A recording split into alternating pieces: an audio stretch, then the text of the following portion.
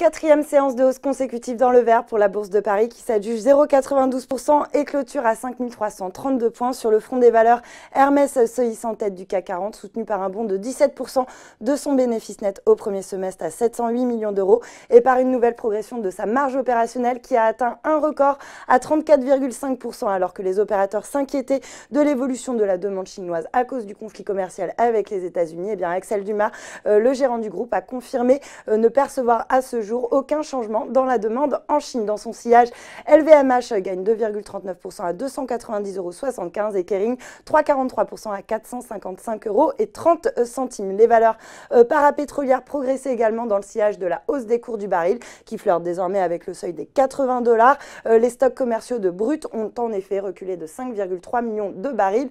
Aux États-Unis, on a donc Technip FMC qui monte de 3,76% et Total de 1,7%. Les valeurs minières étaient également bien orientées, à l'instar d'ArcelorMittal qui gagne 2,6% et d'Eramet qui signe la meilleure performance du SBF 120. À l'inverse, Nexans était pénalisé par un abaissement de sa recommandation par Crédit Suisse qui a abandonné son conseil d'achat sur la valeur tout en coupant sévèrement son objectif de cours qui passe de 37 à 27 € pour justifier sa volte-face.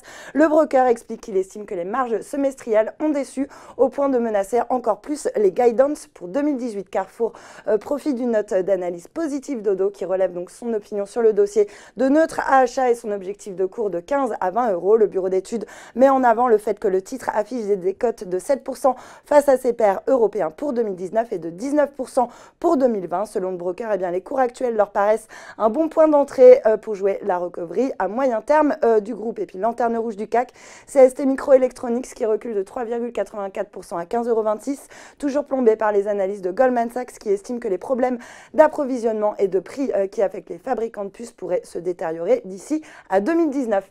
Voilà, c'est tout pour ce soir, mais n'oubliez pas toute l'actu éco et finance est sur Boursorama.